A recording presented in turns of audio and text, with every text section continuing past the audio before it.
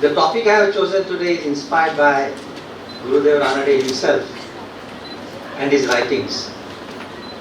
As Professor Sheshali Rao just said, in his book on the conception of Mahatma Gandhi and Hindi saints, Gurudev included two remarkable chapters.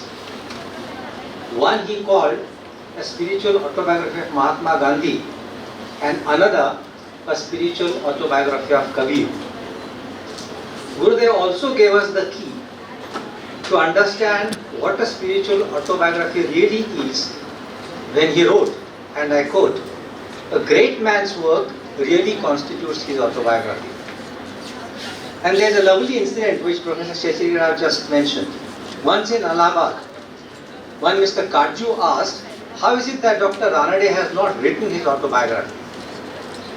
Professor Shukla was there, smiled and replied, "Who says he hasn't? Here is his autobiography." And he placed Dr. Ranade's book, Pathway to God, in Hindi literature in front of Mr. Kaju. Now, that remarkable recognition that Gurudev Ranade's work on the spiritual journeys of saints was in fact his own spiritual autobiography is what guides my understanding and my presentation today. And indeed, in that very book, Gurudev articulated something profound. After studying mystics across different times, lands and religions, he discovered 5 distinct and overlapping phases common to all successful spiritual journeys. The first one is the phase of incentives that drive people to spiritual life. Then the phase of moral and spiritual preparation. Then the phase of guidance of a guru as an exemplar. Then the actual spiritual pilgrimage through travels and rewards of life. And finally, the highest ascent to union with God and universal vision.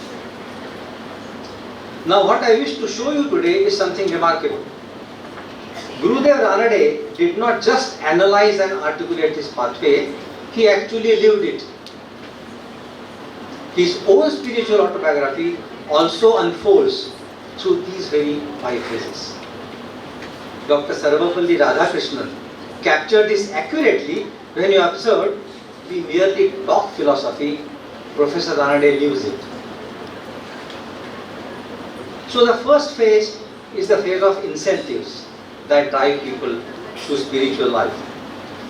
Now young Rambhau's spiritual journey began with curiosity, jidnyasa, and mixed incentives. His schoolmate Kallu Bhokre, after initiation by Sri Bhavsai Maharaj, could see stars by day and visualize Vastu, a spiritual form, on the moon, while another disciple of Bhavsai Maharaj, Vishnu Bhatt Nimbargi, had visions of moonlight in darkness. These unheard of experiences deeply stirred Rambhau's curiosity, and the intellectual hunger to understand and verify such experiences became a powerful incentive for him. There was another incentive which he later called material devotion or devotion for material benefit, Sakama Bhakti. When preparing for his matriculation examination, he wanted to test whether the divine name had the power to help him pass with good marks. He meditated sincerely, and the result, not just a high rank, but a top scholarship as well. Rambhau's faith was thus born, not through blind belief, but actual verification. For him, spirituality had to be empirical and verifiable through personal practice. The spiritual seed was planted in Rambhau on November 25th, 1901 at age 15 when he received initiation from Sri Bhavsai Maharaj. So this was the first phase. Incentives that were mixed, yes, but genuine, which set Rambhau firmly on the spiritual path. The second phase was of moral and spiritual preparation. At Deccan College, Rambhau found the company of senior sadhaks like Mallarpan Joshi and Lingappa Savalgi. by watching them closely, Rambhav grasped the correct method of meditation. He learned from living examples. And in this phase, Rambhav also opened his heart to his Sadguru, Sri Bhavsar Maharaj. In 1906, he wrote, "I am troubled by worldly worries, and but for the grace of Guru, I have no other refuge." In 1909, during his terrible illness, he again wrote to Maharaj, "My mind is extremely impure. Even 6 months of incessant sadhana has not washed it away." And then came a turning point. A fellow sadhak was reading the Bhagavad Gita to him, and one verse pierced his heart. "Macchitta sarva durgani mat prasadat tarishyasi," implying, "Fix your mind on me, and by my grace you shall overcome all the difficulties." Years later, Rambhav confessed, "I fastened my mind upon this verse, which, by grace of Sri Maharaj, led me through the sea of perils." Emphasizing the critical importance of morality in spiritual life, Sri Gurudev later wrote, and I quote, "There would be no mystical experience and no development in it unless there is corresponding heightening of the moral sense." This was the second phase. Moral purification with one-pointed devotion under the Guru's guidance. The third phase centered on the Guru, the exemplar, and the living embodiment of the ideal. The relationship between Sadguru Sri Bhavsar Maharaj and his disciple Rambhav Ranade reveals itself in their passionate correspondence of 1909 and 1910 during Gurudeva's grave illness. And in this intense interaction, God's nature gets defined through the actions of the Sadguru, protecting, assuring, guiding, and transforming destiny through grace. When Rambhav wrote in desperation about failing medicines, Sri Maharaj sent him prasad and advised, "The divine name will remove all diseases, believe me."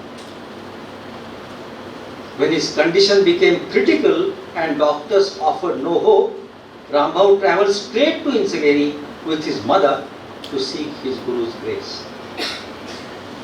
The bond between the Guru and the disciple continued even after Maharaj's Samadhi.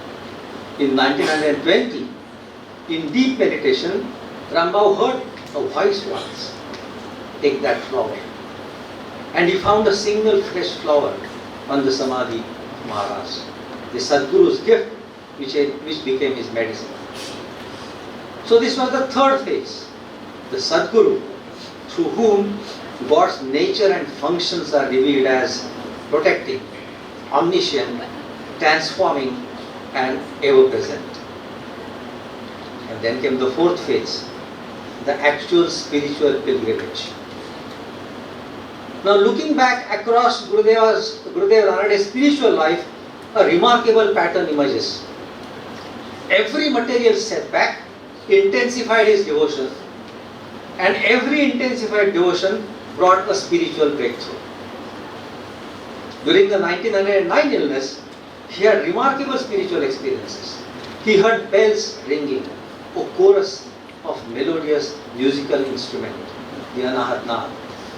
He also had glimpses of the blue crescent of the moon. Neelavarna Chandrachi Kor Bhasman Hote, he wrote to Sri Maharaj. During his Insageri stays, his experiences deepened dramatically.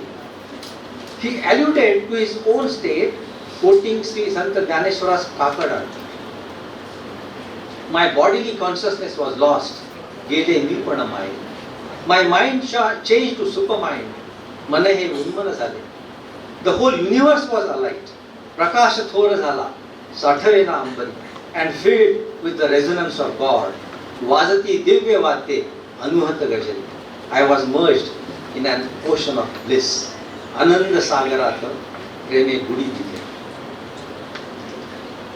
And then came the greatest travel. In 1918, the Asian flu pandemic took his mother and wife both within that terrible year. Can one even imagine the devastation? And his response to this calamity, Rambhau intensified his spiritual practice extraordinarily.